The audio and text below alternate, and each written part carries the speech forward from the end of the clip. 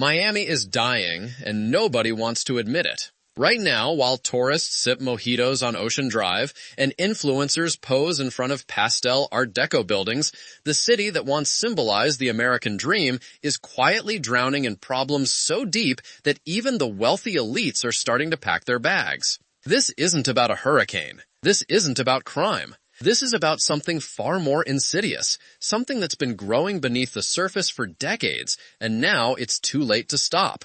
What you're about to discover will change the way you see this so-called paradise forever. Because the truth is, Miami isn't just on the brink of collapse, it's already falling, and the world is watching it happen in real time. We all remember what Miami used to represent: sun, freedom, opportunity.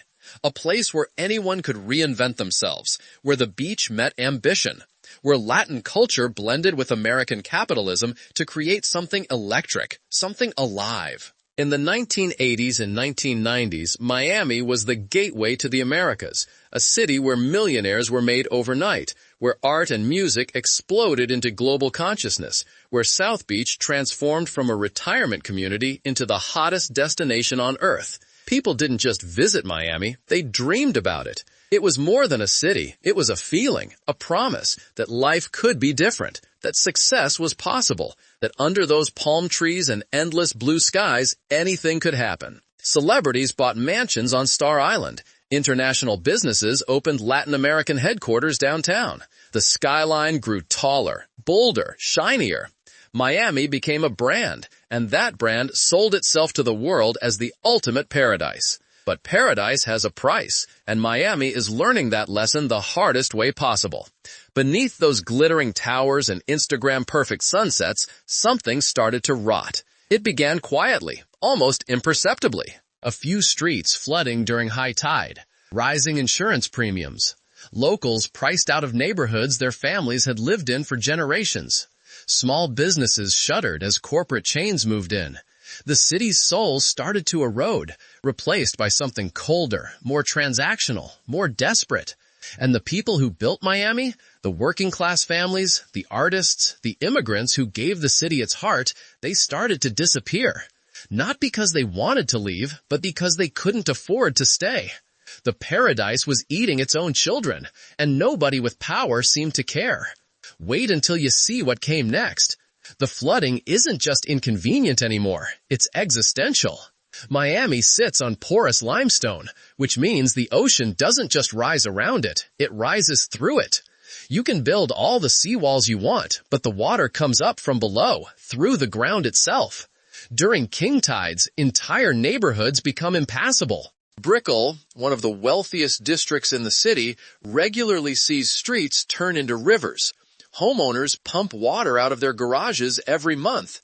And this is happening now, today, not in some distant climate apocalypse future. Scientists estimate that by 2050, significant portions of Miami Beach could be underwater during high tide. By 2070, entire neighborhoods could be permanently submerged. The real estate market knows this, insurance companies know this, but the construction continues, the development continues, the illusion continues, because there's still money to be made before the water wins. You felt this too, haven't you? That sense that something beautiful is slipping away, that we're witnessing the end of something and everyone's pretending it's fine. The wealthy aren't stupid, they see what's coming.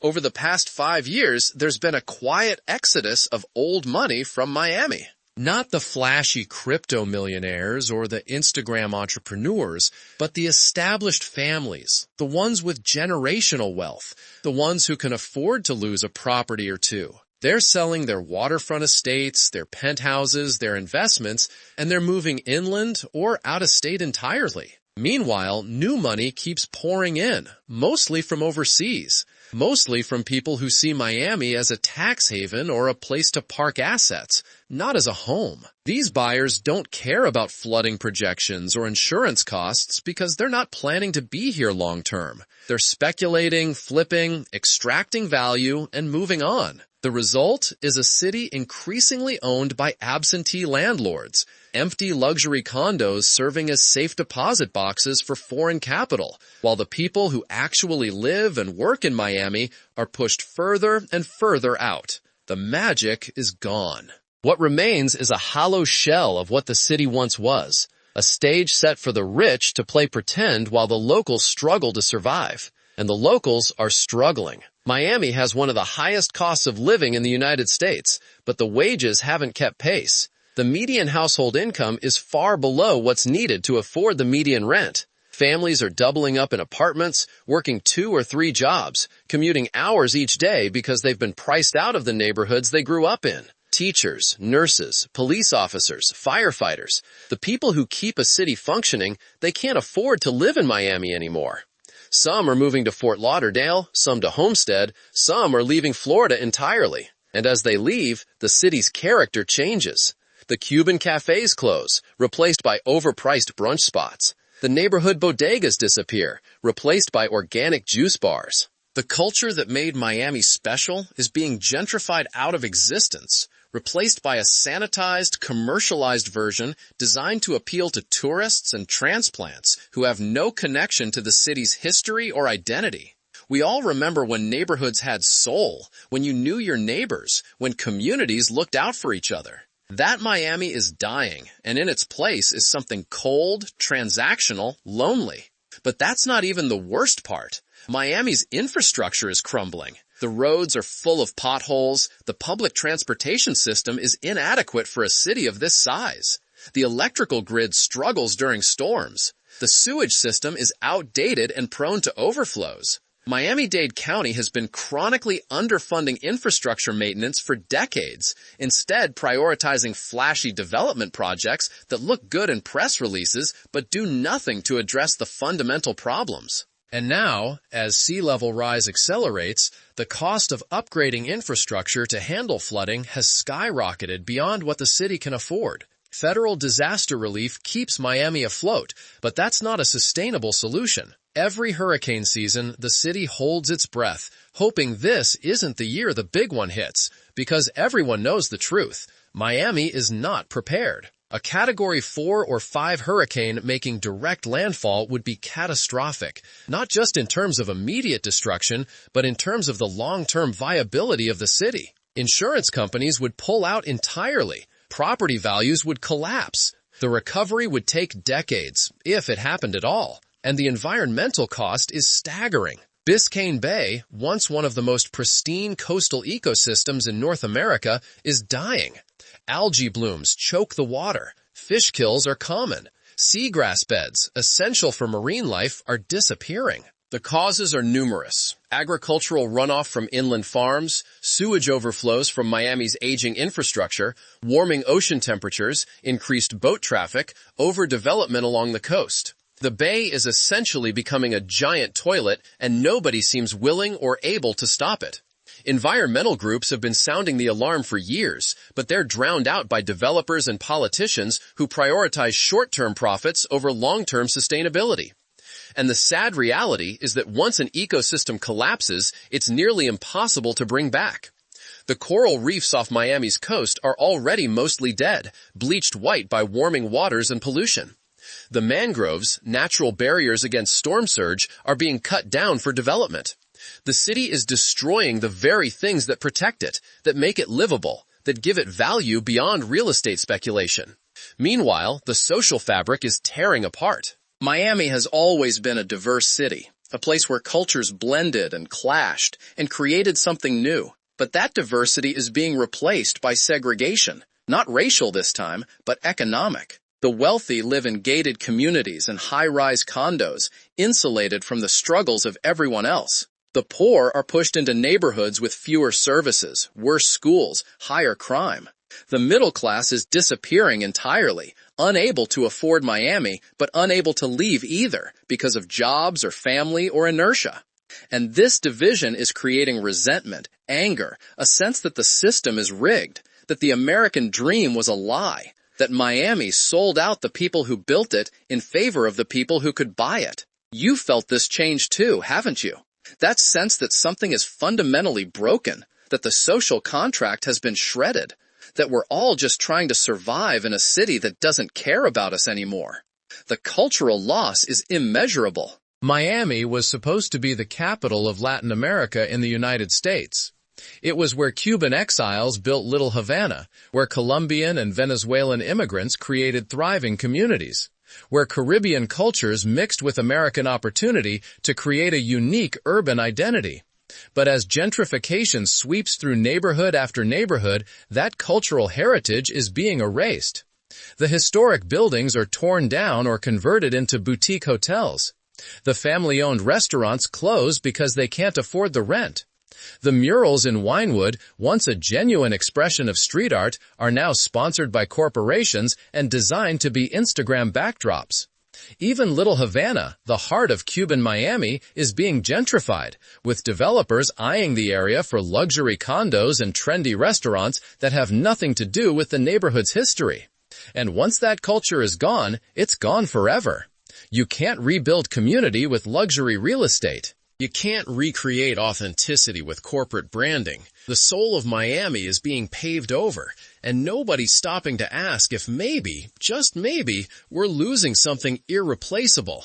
And the political situation offers no hope. Miami-Dade County government is notoriously corrupt, with a revolving door between developers and politicians, with zoning decisions that favor campaign donors, with a culture of backroom deals and pay-to-play schemes that would make a banana republic blush. Attempts at reform are blocked or watered down. Whistleblowers are silenced. The public is cynical and disengaged, convinced that nothing will ever change, that the system is too broken to fix. And they're not entirely wrong. The incentives are all wrong. Politicians benefit from development because it brings in tax revenue and campaign contributions. Developers benefit from lax regulations and favorable zoning. The only people who don't benefit are the residents, but they don't have the money or power to fight back. So the corruption continues, the bad decisions continue, the city continues its slow march toward collapse, and everyone with means is planning their exit strategy. But wait until you see what they did next. In the face of all these existential threats, in the face of flooding and inequality and environmental collapse and cultural erasure, Miami's leadership has doubled down on the exact same policies that created the crisis in the first place. More development, more luxury condos, more tax breaks for the wealthy, more short-term thinking. The city is literally running out of time, and instead of making hard choices about managed retreat, about investing in infrastructure, about protecting working-class residents and preserving cultural heritage, the politicians are doing what they've always done, selling to the highest bidder. There's talk of building floating neighborhoods, of engineering solutions to keep the water at bay, of making Miami the next Dubai.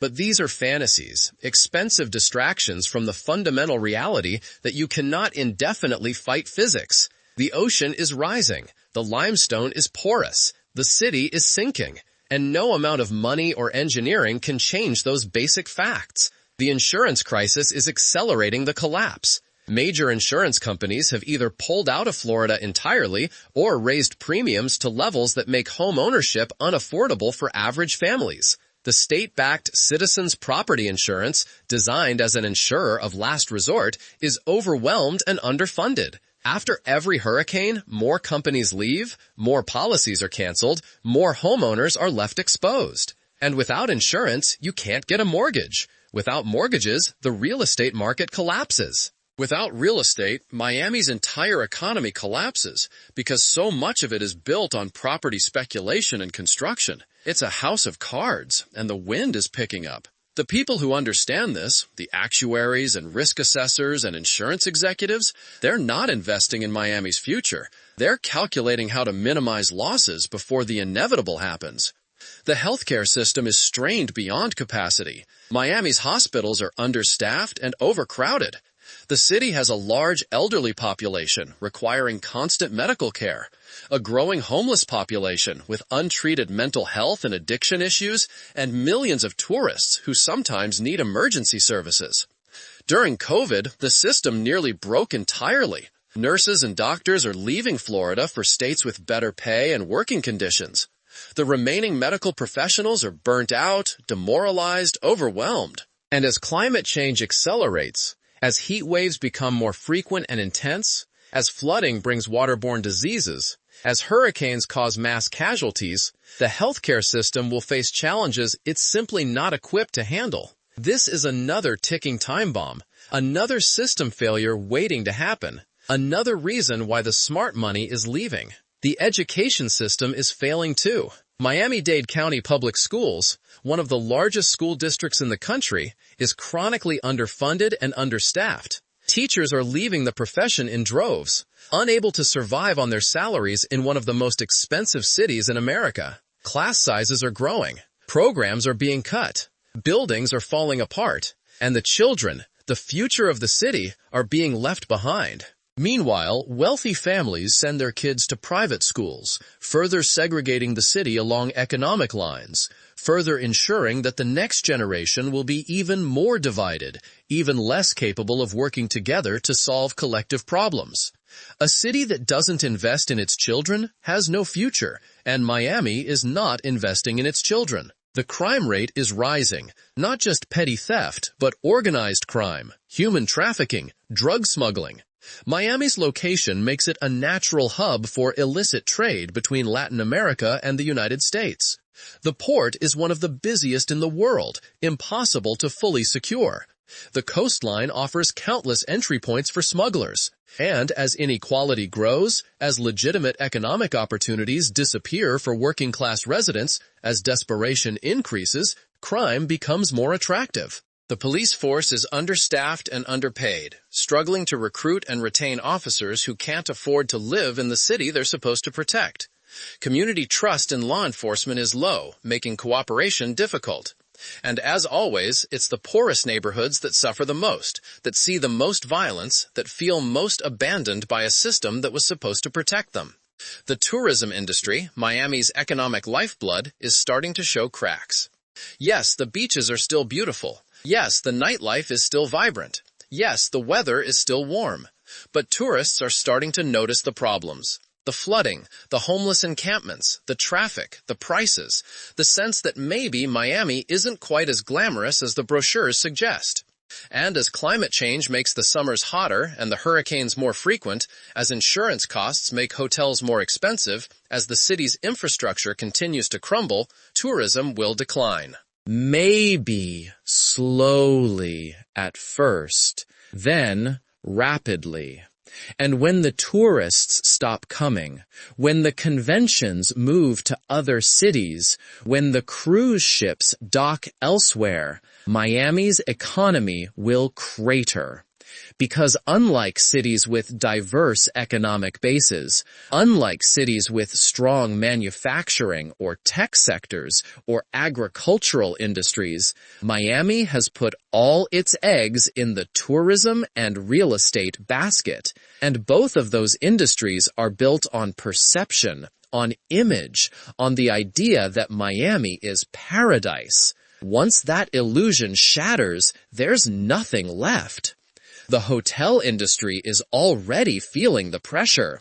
Major chains report declining occupancy outside peak season. Convention business is down as organizers choose cities with better infrastructure. The cruise port faces an uncertain future as sea level rise threatens operations. Restaurant owners struggle to find staff willing to commute hours for service wages. Tour operators watch margins shrink as costs rise. The entire tourism ecosystem is stressed, fragile, one bad hurricane season away from collapse, and everyone in the industry knows it, even if they can't say it publicly. The technology sector, once seen as Miami's potential salvation, its path to economic diversification, is failing to materialize meaningfully. Yes, some tech companies opened offices here during the pandemic, attracted by tax benefits and remote work trends, but most are already scaling back as executives realize Miami lacks the deep talent pool, university partnerships, and infrastructure that real tech hubs require.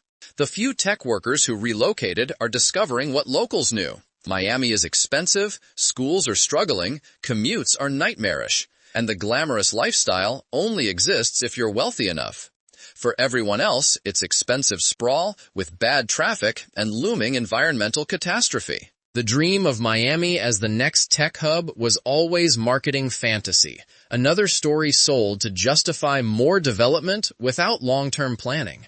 The demographic shifts reveal the deeper crisis. Young families are leaving at alarming rates, seeking cities with better schools and more affordable housing.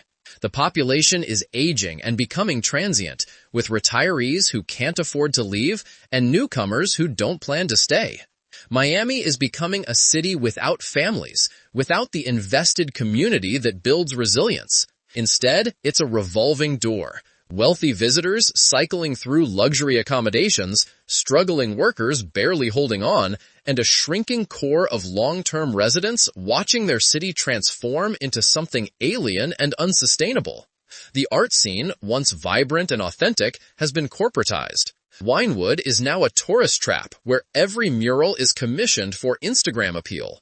Independent music venues are replaced by corporate complexes. Theater companies can't afford rent. What remains is art as decoration, culture as commodity. Tourists snap photos and move on, never realizing they're experiencing a theme park version of what used to be real. The food scene tells the same sad story. The Cuban restaurants that survived Castro, that fed generations of families, that served as community gathering places, they're closing one by one, unable to compete with rising rents. The Colombian arepa stands, the Haitian eateries, they're disappearing from neighborhoods being rebranded and redeveloped. What replaces them is predictable.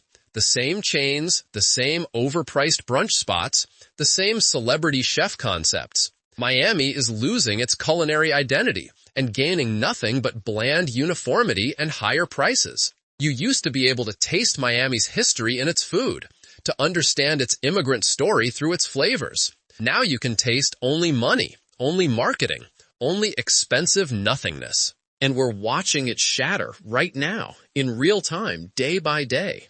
The local news runs stories about flooding that don't use the words climate change because the state government has essentially banned the term. The real estate agents show properties and don't mention that they'll be underwater in 30 years.